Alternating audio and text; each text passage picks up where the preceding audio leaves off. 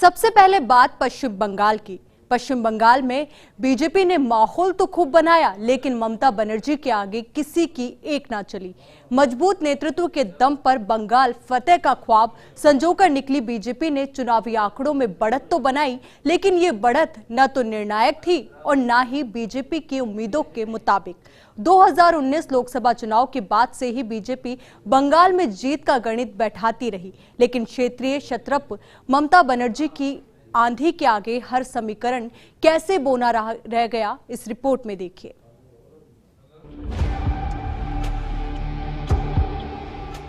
– 2019 लोकसभा चुनाव में भारतीय जनता पार्टी 2014 के लोकसभा चुनावों से भी ज्यादा यानी 302 सीटें लेकर सत्ता में लौटी थी। याद कीजिए वो लम्हा जब नरेंद्र मोदी ने दिल्ली के रायसीना हिल्स पर दूसरी बार प्रधानमंत्री पद की शपथ ली। मैं नरेंद्र दामोदर दास मोदी ईश्वर की शपथ लेता हूं कि मैं विधि द्वारा स्थापित भारत के संविधान के प्रति सच्ची श्रद्धा और निष्ठा रखूंगा। उस कार्यक्रम में पश्चिम बंगाल के 108 भाजपा कार्यकर्ताओं के परिजनों को खास तौर पर बुलाया गया, जो राजनीतिक हिंसा में मारे गए थे। बंगाल में पहली बार लोकसभा की 42 में से 18 सीटें भाजपा ने जीती थीं और करीब 39% वोट हासिल किए। भाजपा की रणनीति में अचानक बंगाल महत्वपूर्ण हो गया और मोदी अमित शाह की जोड़ी ने बंगाल फतेह का नारा दिया। बंगाल में उनका मुकाबला फायर ब्रांड मुख्यमंत्री ममता बनर्जी से था। बंगाल में भाजपा के पुराने अवतार जनसंघ की कुछ जड़ें जरूर थीं, यहां तक कि जनसंघ के संस्थापक श्यामा प्रसाद मुखर्जी खुद बंगाल से आते थे, लेकिन बाद के वर्षों में वहां जनसंघ समाप्त हो गया। देखिए, एक जमाना था जब हर राज्य में क्षत्रप हुआ करते थे। राजस्थान में मोहनलाल सुखाड़िया, महाराष्ट्र में बसंतराव दादा पाटिल, पंजाब में प्रताप सिंह कैरों, मध्य प्रदेश में शुक्ल बंधु, ललित नारायण मिश्र, ऐसे दिग्गज नेता हुआ करते थे। धीरे धीरे आलाकमान मजबूत होने लगा, केंद्रीय नेतृत्व मजबूत होने लगा, कांग्रेस में इंदिरा गांधी का उदय हुआ तो रीजनल लीडर्स को धीरे धीरे कमज़ोर किया गया और आलाकमान कल्चर हावी हो गई। अब बीजेपी ने जो पुरानी कांग्रेस की रणनीति थी उसको अपनाया। उन्होंने अपने हर राज्य में नेताओं को आगे बढ़ाया। कांग्रेस ने रीजनल लीडर्स को धीरे धीरे कमज़ोर किया। बाद में तो कांग्रेस ने ये नीति बना ली कि हम किसी भी चुनाव में चेहरा घोषित नहीं करेंगे। दूसरी तरफ बीजेपी ने राजस्थान में वसुंधरा राजे को आगे किया, अपना चेहरा बनाया। मध्य प्रदेश में शिवराज सिंह चेहरा बने, छत्तीसगढ़ में रमन सिंह, और खुद नरेंद्र मोदी गुजरात में जिस तरह से उन्होंने मुख्यमंत्री का चेहरा बनकर और गुजराती अस्मिता को उभार कर एक बहुत बड़े रीजनल लीडर की टावरिंग पर्सनैलिटी हासिल की, उसी पर्सनैलिटी के जरिए, अपने काम के जरिए वो आज प्रधानमंत्री बने। पहले कांग्रेस और बाद में वैचारिक रूप से भाजपा के धुर विरोधी वामपंथियों ने वहां 34 साल तक एक छत्र राज किया। सिंडिकेट और कटमनी की संस्कृति से बंगाल की जनता त्रस्त थी, लेकिन वामपंथियों के मुकाबले में कांग्रेस का नरम रुख उस समय की युवा नेता ममता बनर्जी को बर्दाश्त नहीं था। संघर्ष की राजनीति करने वाली ममता बनर्जी ने कांग्रेस छोड़ दी और तृणमूल कांग्रेस बनाकर वामपंथियों से सड़क पर संघर्ष किया। ममता की तृणमूल ने 2011 में वामपंथियों को सत्ता से बाहर कर सरकार बनाई और 2016 के विधानसभा चुनाव में सत्ता बरकरार रखी। 10 साल से सत्ता में रही ममता बनर्जी वामपंथियों की चलाई सिंडिकेट और कटमनी की संस्कृति को समाप्त नहीं कर सकी। वहीं करीब 30% मुस्लिम मतदाताओं को संतुष्ट रखने के लिए उठाए गए कदमों से भाजपा को मौका दिखाई दे रहा था। बंगाल फतेह का टारगेट लेकर निकली बीजेपी ने अपना टेस्टेड कम्युनल एजेंडा वहाँ पर चलाया और उसको मदद मिली ममता बनर्जी की कुछ नीतियों से। ममता बनर्जी द्वारा इमामों को पेंशन देने का या मुस्लिम धार्मिक स्थलों को मदद देने का जो एजेंडा था, उससे बीजेपी को काफ़ी मदद मिली। और उससे भी बड़ा मुद्दा बना जब मुहर्रम और दुर्गा पूजा एक साथ आए और दुर्गा पूजा में के विसर्जन को लेकर जब ममता बनर्जी ने मुहर्रम को प्राथमिकता दी तो बीजेपी को अपना एजेंडा तेज़ी से आगे उभारने का मौका मिला। और धीरे धीरे भारतीय जनता पार्टी के नेताओं ने वहाँ पर इतनी तेज़ी से दौरे किए और इस चुनाव प्रचार अभियान को इतना हाइप दे दिया, जिससे पूरे बंगाल में ऐसा लगने लगा कि बीजेपी का भगवा वहाँ पर पूरी तरह लहरा रहा है। बंगाल फतेह के लिए बीजेपी ने अपनी पूरी ताकत झोंक दी। महासचिव कैलाश विजयवर्गीय ने बंगाल में डेरा डाला। दिग्गज रणनीतिकार गृह मंत्री अमित शाह के दौरे हुए। अध्यक्ष जेपी नड्डा ने भी ताबड़तोड़ दौरे किए। बीजेपी ने हिंदू मुस्लिम ध्रुवीकरण का अपना टेस्टेड फॉर्मूला चला। अमित शाह और नड्डा ने मंदिर मंदिर मत्था टेका। हिंदू प्रतीकों का सहारा लिया गया। ममता सरकार द्वारा इमामों को दिए जाने वाला भत्ता मुद्दा बना। मुहर्रम पर दुर्गा विसर्जन को कम अहमियत देने को मुद्दा बनाया गया। सीए के नाम पर बांग्लादेश से आए हिंदुओं को लुभाने की कोशिश की गई। सुभाष चंद्र बोस और रविंद्रनाथ टैगोर जैसे बंगाली प्रतीकों का सहारा लिया गया। ममता के खिलाफ 10 साल की एंटी इनकम्बेंसी को भुनाने की कोशिश की गई। किसानों को पीएम किसान सम्मान निधि लागू करने का मुद्दा उठाया गया। कटमनी, टोलाबाजी, तुष्टीकरण का मामला जोर शोर से उठाया गया। पीएम ने बांग्लादेश में वॉरुमा के मंदिर जाकर मतुआ दलित समुदाय को साधने की कोशिश की। जिस तरह से बीजेपी के बाहर के नेताओं, नरेंद्र मोदी हो, जेपी नड्डा हो, अमित शाह हो या दूसरे केंद्रीय नेता हो, स्मृति ईरानी हो, उस तरह से के नेताओं की वहाँ पर बहुतायत से वहाँ पर एंट्री हुई चुनाव प्रचार अभियान में, तो ममता बनर्जी ने अपने पूरे चुनाव अभियान को बंगाली बनाम बाहरी का एक नारा दिया और ये नारा धीरे धीरे लोगों में फैलने लगा। लोगों को लगने लगा कि ये बाहरी लोग हैं और उसमें सबसे बड़ी जो कमी बीजेपी की रही कि उनके पास कोई ममता बनर्जी के मुकाबले कोई ऐसा चेहरा, बंगाली चेहरा नहीं था जिसको वो मुख्यमंत्री के रूप में प्रोजेक्ट कर पाए। उनके पास ले दे करके दिलीप घोष थे और जो तृणमूल से आए थे शुभेंदु अधिकारी थे, लेकिन उन्होंने बीजेपी ने उनको कोई चेहरा प्रोजेक्ट नहीं किया था मुख्यमंत्री के लिए। इसलिए ममता बनर्जी के चेहरे के मुकाबले बीजेपी को कोई ऐसा चेहरा नहीं मिलना बीजेपी के लिए बहुत नुकसानदायक साबित हुआ। भाजपा द्वारा उछाले गए मुद्दों से एक बारगी बने माहौल और प्रधानमंत्री नरेंद्र मोदी की सभाओं में उमड़ी भीड़ से ऐसा लगा कि ममता का किला उखड़ने वाला है। मीडिया में बने इस माहौल से तृणमूल के नेता और कैडर भी एक बारगी इसे सच मानने लगी और ममता बनर्जी की पार्टी में जैसे भगदड़ मच गई। एक एक कर तृणमूल के नेता पार्टी छोड़कर भाजपा में जाने लगे। राजीव बनर्जी, दिनेश त्रिवेदी जैसे 2 दर्जन से ज्यादा बड़े नेता दीदी को छोड़कर भाजपा में चले गए। ममता को सबसे बड़ा झटका उस समय लगा जब तृणमूल में नंबर 2 की हैसियत रखने वाले शुभेंदु अधिकारी ने भी दीदी का साथ छोड़ दिया। धीरे धीरे बड़े राजनीतिक प्रभाव वाला पूरा अधिकारी परिवार भगवा हो गया और भाजपा का सोनार बांग्ला और जय श्री राम का नारा बुलंद करने के लिए जुट गए। भाजपा ने 200 पार का नारा दिया। बीजेपी के हिंदू मुस्लिम एजेंडे के मुकाबले में ममता ने बंगाली अस्मिता का मुद्दा उठाया और ये लोगों को बहुत अपील किया। एक महिला अकेली लड़ रही है और सब बाहर से बम्बार्डमेंट नेताओं का हो रहा है और वो केवल ममता दीदी की आलोचना कर रहे हैं। और मेरा मानना तो यह है कि जो प्रधानमंत्री नरेंद्र मोदी ने अपनी सभाओं में दीदी ओ दीदी, दीदी ओ दीदी जिस तरह से कहा, उसका भी कहीं न कहीं ममता बनर्जी को फ़ायदा मिला और बीजेपी वहाँ पर एक हिंदू मुस्लिम के भरोसे थी, लेकिन ममता बनर्जी और उसके रणनीतिकार खासकर प्रशांत किशोर जिस तरह से ग्राउंड पर काम कर रहे थे, ग्राउंड पर समीकरण बना रहे थे, उससे बिल्कुल बीजेपी उसको कहीं पकड़ नहीं पाई।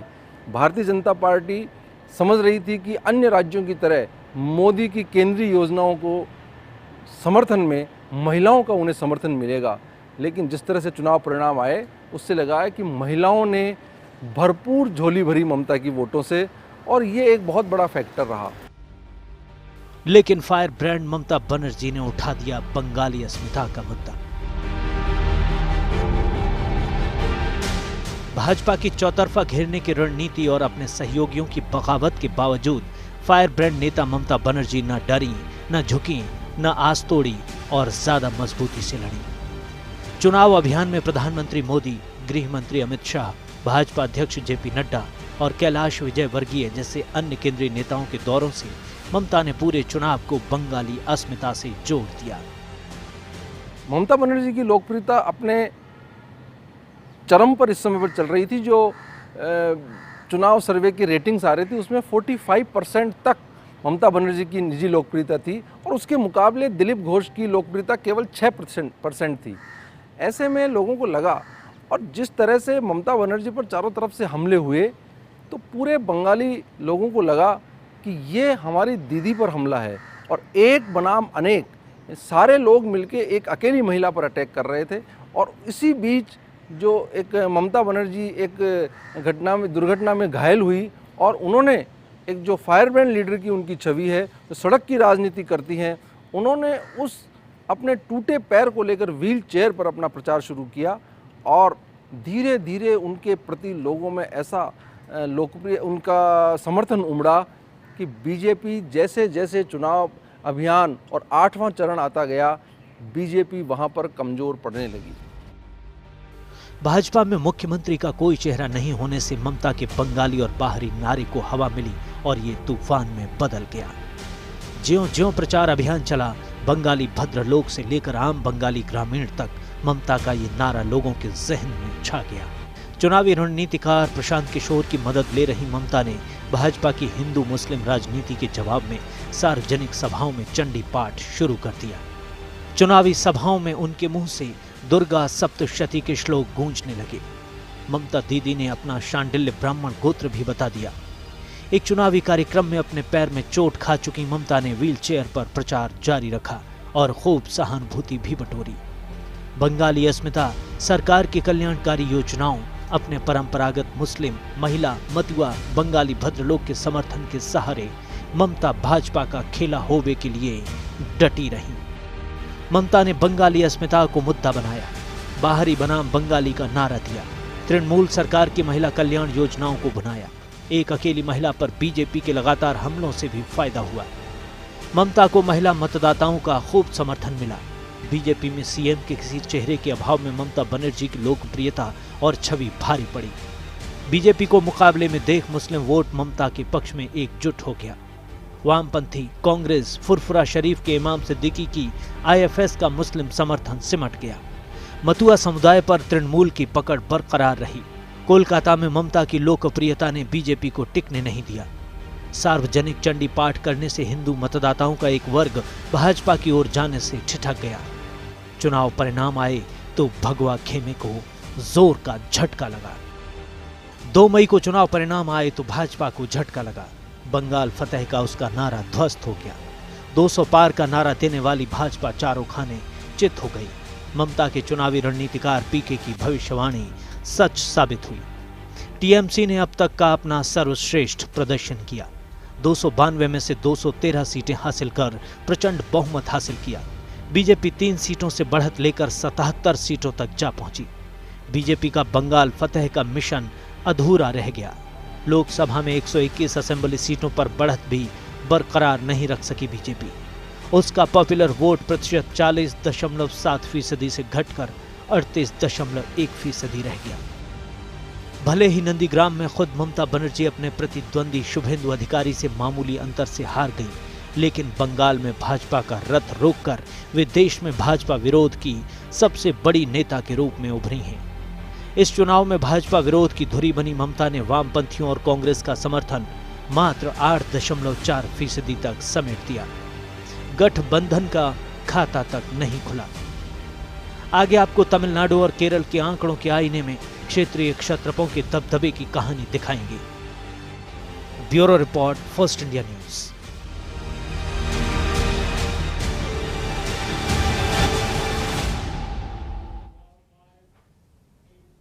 फिलहाल रुकते एक छोटे से ब्रेक के लिए, जल्द हाजिर होंगे।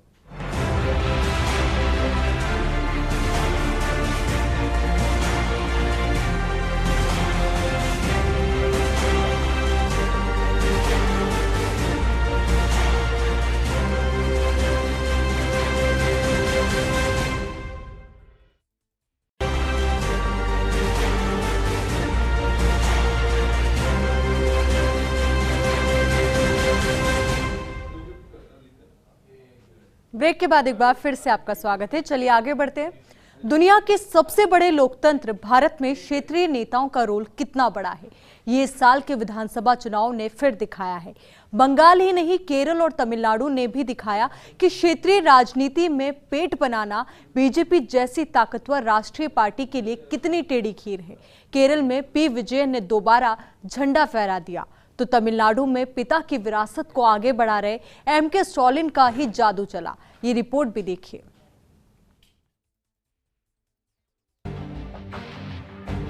कर्नाटक के बाद दक्षिण में अपने पैर पसारने का सपना देखने वाली बीजेपी को तमिलनाडु और केरल में भी क्षेत्रीय छत्रपों ने आईना दिखा दिया।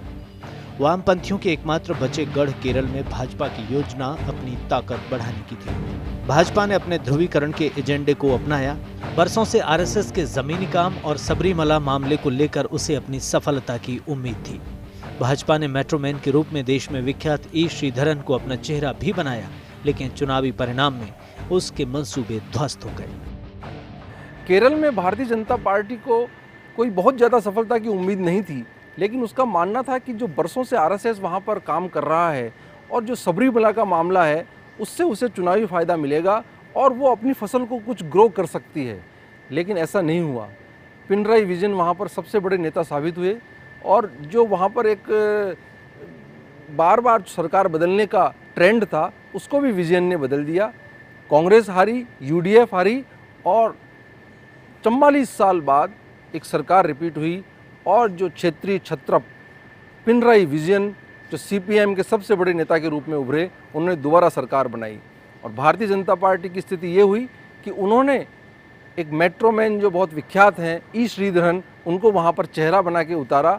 वो खुद हारे और भारतीय जनता पार्टी जो पिछली विधानसभा में एक सीट लेकर अपनी उपस्थिति दर्ज करा रही थी, वह भी उसने खो दी। यहाँ तक कि उसके परसेंटेज ऑफ वोट्स जो है वो भी घट गए। केरल में क्षेत्रीय क्षत्रप मुख्यमंत्री पिनराई विजयन ने 40 साल का रिकॉर्ड तोड़ते हुए लगातार दूसरी बार वामपंथी गठबंधन को जीत दिलाई। सीपीआईएम के नेतृत्व वाले एलडीएफ ने पहले से ज्यादा 99 सीटें हासिल की। 45% वोट लेकर कांग्रेस के नेतृत्व वाले यूडीएफ को निर्णायक मात दी। सच साबित हुई सीएम विजयन की भविष्यवाणी। राज्य में नहीं खुला बीजेपी का खाता। पिछले विधानसभा चुनाव में बीजेपी को 1 सीट मिली थी। बीजेपी का वोट प्रतिशत भी 15 से घटकर इस बार 12% रह गया। मेट्रोमैन ई श्रीधरन खुद चुनाव हार गए। पी विजयन ने लगातार दूसरी बार वामपंथी गठबंधन को जीत दिलाई।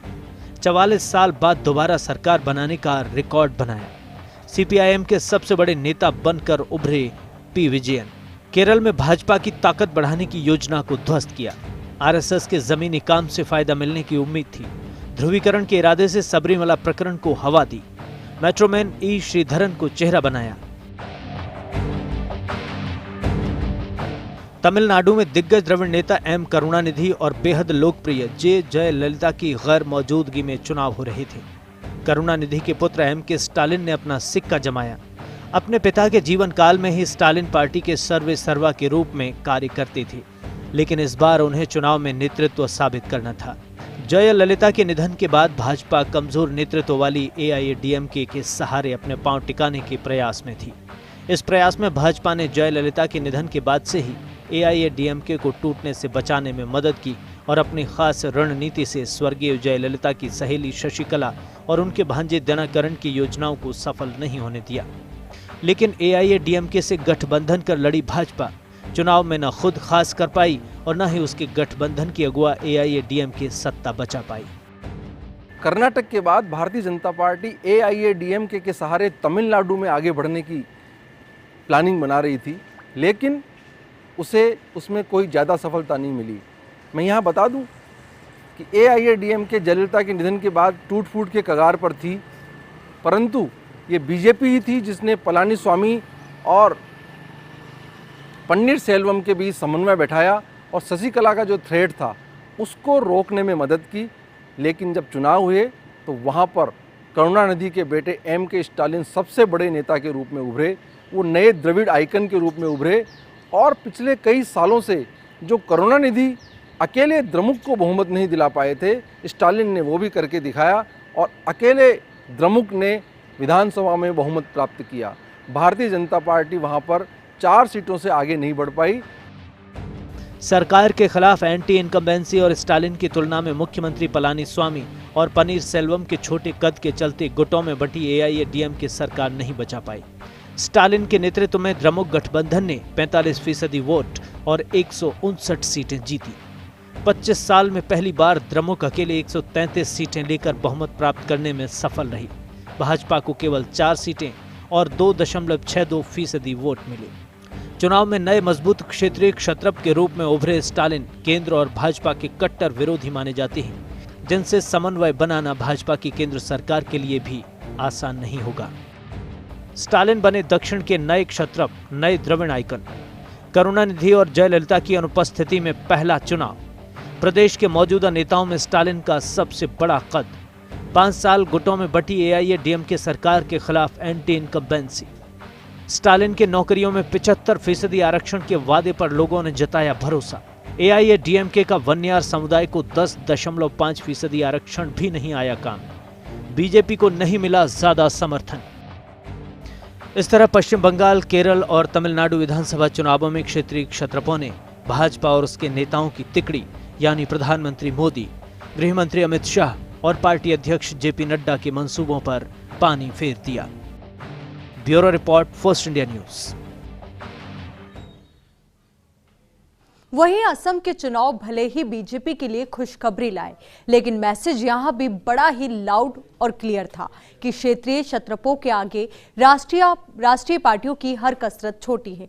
बीजेपी को यहां सिटिंग सीएम सोनोवाल की बजाय हिमंता बिस्वा शर्मा को इसलिए सीएम बनाना पड़ा क्योंकि उनका कद सब पर भारी था। जाहिर है कि भले ही केंद्रीय राजनीति में बीजेपी सिरमौर साबित हुई है, लेकिन विधानसभा चुनाव में स्थानीय नेताओं का दमखम सिर चढ़कर बोला है। ये रिपोर्ट भी देखिए। दरअसल चारों राज्यों में हुए चुनाव दरअसल क्षत्रपों का चुनाव थे। तमिलनाडु, केरल और पश्चिम बंगाल में क्षेत्रीय क्षत्रपों ने भारतीय जनता पार्टी के सारे प्लान ध्वस्त कर दिए। असम में बीजेपी जीती, लेकिन वहाँ भी जो उनके सबसे बड़े नेता के रूप में उभरे हिमंत बिस्वा शर्मा, ये एक बड़ी बात है कि सर्बानंद सोनोवाल असम के सिटिंग मुख्यमंत्री थे बीजेपी के, लेकिन बीजेपी ने ये जानते हुए कि अपना सिटिंग मुख्यमंत्री है, वहाँ पर मुख्यमंत्री का उम्मीदवार घोषित नहीं किया। इसलिए ये सब लोग पहले से ही जानते थे कि इस बार हिमंत बिस्वा शर्मा को अवसर मिल सकता है। भले ही बीजेपी ने असम का गढ़ जीत लिया हो, लेकिन राज्य में जलवा क्षेत्रीय क्षत्रप हिमंता बिस्वा शर्मा का ही नजर आया। कांग्रेस ने अपनी नीति के तहत मुख्यमंत्री का चेहरा घोषित नहीं किया। बीजेपी ने भी अपने 2 दिग्गज नेताओं मुख्यमंत्री सर्बानंद सोनोवाल और हिमंता बिस्वा शर्मा के बराबर वजन के चलते किसी को मुख्यमंत्री घोषित नहीं किया था। बावजूद इसके मतदाताओं के सामने भाजपा के ये 2 चेहरे स्पष्ट थे। अंततः भाजपा ने असम में दोबारा जीत हासिल की। असम में हिमंत बिस्वा शर्मा को मुख्यमंत्री पद के लिए बीजेपी इग्नोर नहीं कर सकती थी। एक तो बीजेपी को वहाँ पर पूर्ण बहुमत नहीं मिला था, वह क्षेत्रीय पार्टियों के समर्थन के भरोसे थी और क्षेत्रीय पार्टियों ने पहले ही अपनी पसंद के लिए हिमंत बिस्वा शर्मा को का नाम आगे बढ़ा दिया था। दूसरा, नॉर्थ ईस्ट में जिस तरह से हिमंत बिस्वा शर्मा ने भारतीय जनता पार्टी गठबंधन की सरकारें बनाई और वो जिस तरह से वहाँ पर एक क्राइसिस मैनेजर के रूप में उभरे थे, उससे उन्हें इग्नोर करना बीजेपी के लिए बहुत मुश्किल था। और वहाँ पर एक नया क्षेत्रीय क्षत्रप बीजेपी के लिए हिमंत बिस्वा शर्मा के रूप में उभरा और बीजेपी को वहाँ मुख्यमंत्री बनाना पड़ा। इस बीजेपी को हिमंत बिस्वा शर्मा को मुख्यमंत्री बनाने के लिए सर्बानंद सोनोवाल जैसे व्यक्ति को, जो खुद एबीवीपी के बैकग्राउंड से निकले थे, वो प्रधानमंत्री नरेंद्र मोदी के खास माने जाते थे। 5 साल उन्होंने सरकार चलाई, लेकिन जो नए वहाँ पर नेतृत्व उभरा, हिमंत बिस्वा शर्मा को बीजेपी इग्नोर नहीं कर पाई और उन्हें मुख्यमंत्री बनाना पड़ा। ये भी कहीं न कहीं क्षेत्रीय क्षत्रपों को आगे आने का सबसे बड़ा सबूत है। चुनाव परिणाम आने के बाद मजबूत केंद्रीय नेतृत्व वाली भारतीय जनता पार्टी भी मुख्यमंत्री पद पर चयन में क्षेत्रीय क्षत्रप हिमंता बिस्वा शर्मा को दरकिनार नहीं कर पाई। शर्मा के दावे के आगे भाजपा को ये बात भूलनी पड़ी कि सोनोवाल एबीवीपी की पृष्ठभूमि से आए हैं, जबकि शर्मा पुराने कांग्रेसी हैं। असम में क्षेत्रीय क्षत्रप के उभार की बानगी यह है कि बीजेपी को असम में हिमंता बिस्वा शर्मा को सीएम बनाना पड़ा। चुनावी रणनीति के साथ सरकार और संगठन में शर्मा की पकड़ थी। नेडा के संयोजक के रूप में नॉर्थ ईस्ट में भाजपा गठबंधन सरकारें बनवाई थी। शर्मा को सहयोगी दलों का समर्थन था। शर्मा का दावा दरकिनार करने पर पार्टी में टूट की आशंका थी। भारतीय राजनीति में कांग्रेस की मोनोपोली के जमाने से ही सूबाई क्षत्रपों का दबदबा रहा है। माना जाता है कि इन क्षत्रपों के आगे आला कमान कल्चर ज्यादा प्रभावी नहीं था। राजस्थान में मोहनलाल सुखाड़िया उस जमाने में अपने दम पर महज 38 साल की उम्र में मुख्यमंत्री बन गए थे। पंजाब में पिछले विधानसभा चुनाव के बीच कांग्रेस अध्यक्ष राहुल गांधी ने चुनावी सभा में कैप्टन अमरिंदर सिंह को मुख्यमंत्री बनाने का खुला ऐलान किया। माना जाता है कि राहुल की इस घोषणा से पार्टी को बहुत लाभ हुआ और वो सरकार बनाने में कामयाब हुई। ये भी माना जाता है कि विपक्ष में रहकर चुनाव लड़ रही कांग्रेस को राजस्थान में अपना मुख्यमंत्री का चेहरा घोषित नहीं करने से नुकसान हुआ। पार्टी ने 2008 और 2018 में राजस्थान में सरकारें तो बनाई, लेकिन ये भी सच है कि चुनावों में उसे पिछले 20 साल में स्पष्ट बहुमत नहीं मिला। आने वाले समय की राजनीति में देखें तो राज्यों में पार्टियां मजबूत होंगी, राज्यों में छत्रप पार्टियों के होंगे, तभी पार्टी देश की सत्ता में आ सकती है। और बीजेपी इस मामले में आगे चल रही है, जबकि कांग्रेस को मुझे लगता है कि अपनी स्ट्रेटेजी चेंज करनी पड़ेगी। 4 राज्यों के चुनाव परिणाम और उनमें क्षेत्रीय छत्रपों की जीत से स्पष्ट लगता है कि भारतीय राजनीति में रीजनल लीडर्स का बहुत बड़ा रोल है और वो भारतीय राजनीति को, खासकर राज्यों की राजनीति के जरिए केंद्र की राजनीति बनती है, उसको आगे बढ़ाने में रीजनल लीडर्स ही रियल चैलेंजर्स हैं। हमारी इस खास पेशकश में फिलहाल के लिए इतना ही और खबरों के लिए देखते रहिए फर्स्ट इंडिया। नमस्कार।